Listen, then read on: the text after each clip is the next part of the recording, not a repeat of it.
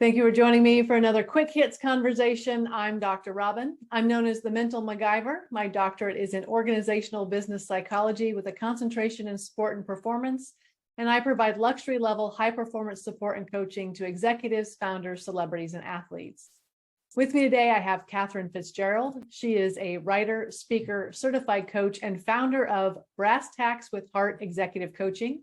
She helps founders, owners, and C-suite executives build their teams and build their businesses to fuel their lives and not consume them. I have Brandon Mahoney. He's the co-founder of LaunchPoint Labs, a national venture firm where he is an expert in creating sales departments. He is known as Dr. Startup. And I have Stewart Wiggins. He's with Induna Advisors, where he offers fractional chief operating officer services and brings resources together to help scale your business.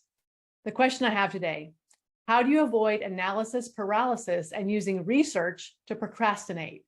Brandon, where would you like to start? So I suffer from this really badly, and I can't say I use it to procrastinate. I just get really excited about what it is that I'm looking up and researching.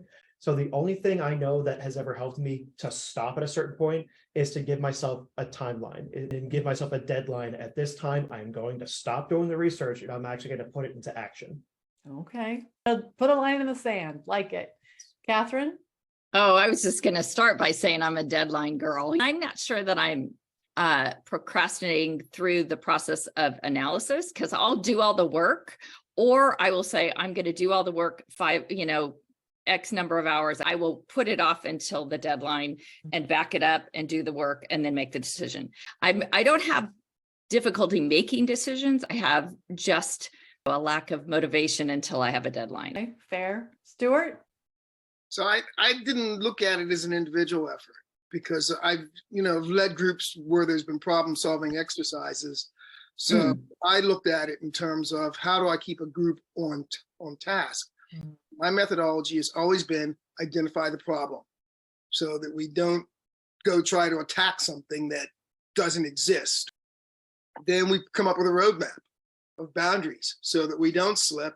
And then we meet frequently to discuss, because you can overanalyze, because you are going to discover things that you didn't expect. So I'm not saying this technique is bulletproof. In fact, it's not, but at least it's a roadmap to keep you on track.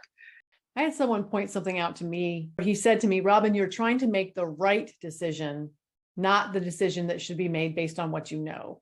And what he meant by that was, I always felt like I could know more. What if I know more? I won't get it wrong if I know more. And so I would constantly want to learn and gain information, and I would never actually do the thing because I was afraid of doing the wrong thing. That's such a good point. I think that perfectionist seed that is planted at some point in our brains when we're little is really something that, if we're not aware of it, becomes the dominant in our process, no matter what it is, to do it perfectly. There's a book that is called The 5 Principles of Human Behavior, and it was written for the manufacturing industry. And it talked about the average human makes 6 mistakes an hour on the line in production when they're doing the same thing over and over and over.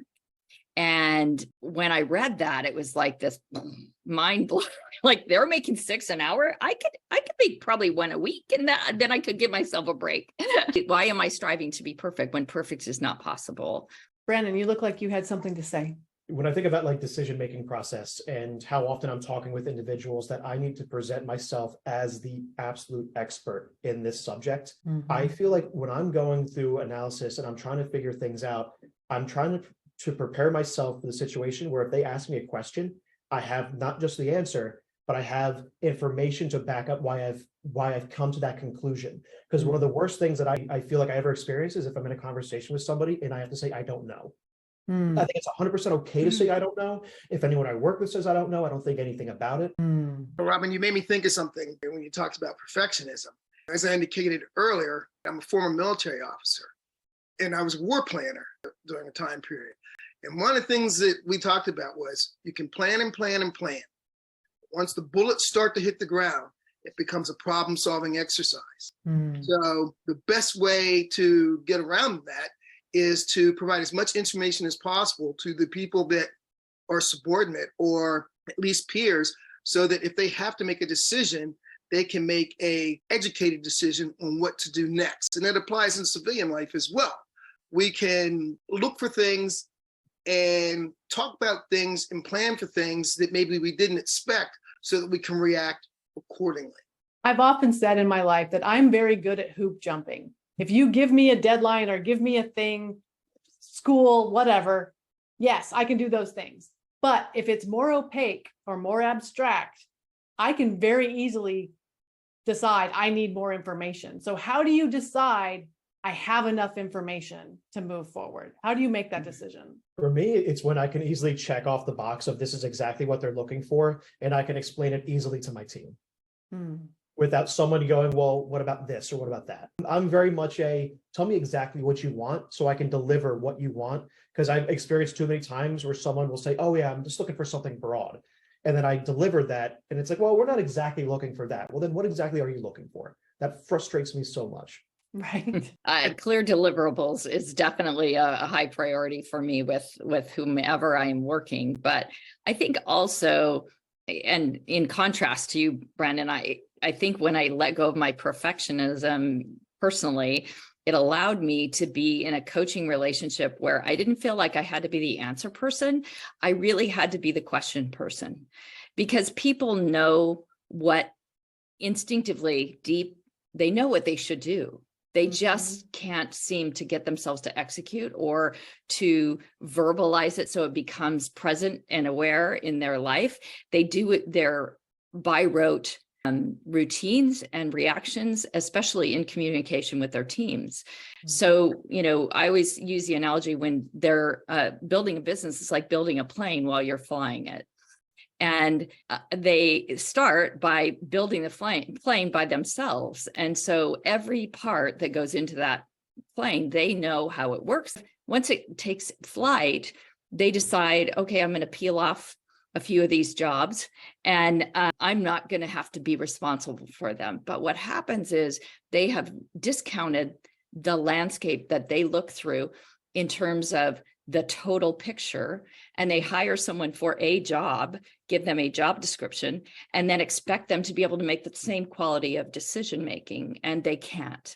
And so it's really a communication issue. But for me, it's not about being the answer person as much as it is really trying to challenge them to think about how they do business in terms of the way they communicate. So as far as it relates to the decision making, I would say that you have to know that it's not going to be a perfect outcome, or accept that that is not going to be perfect, because that's not achievable. And once you've accepted that, then you can say, okay, I've done my due diligence at this level. I've checked down every rabbit hole that I can think of at this point, and I'm not going to continue to look for more. I'm going to make a decision and then then react as appropriate. Right. Stewart, how do you know when you have enough information to make a decision to move forward? I don't know. I can't say that I ever know. But what you've heard me say before in other settings, that I try to teach people to ask why 5 times, because that forces people to articulate why something is. That's why, like, when you're building a business, you put together a pro forma, because a pro forma is going to force you to put down the things that you wouldn't normally think about on a day-to-day basis. And then if you see something that happens in that, then you can start that ask why 5 times process. But you're never going to be able to check all the boxes, because something will occur. So this is why, I tell people all the time, the 70% solution is okay. We have enough to move forward. We have enough not to be stupid and make a stupid decision, okay? But we're going to make ourselves correct. This is why, I've heard Catherine and Brandon talk about deadlines.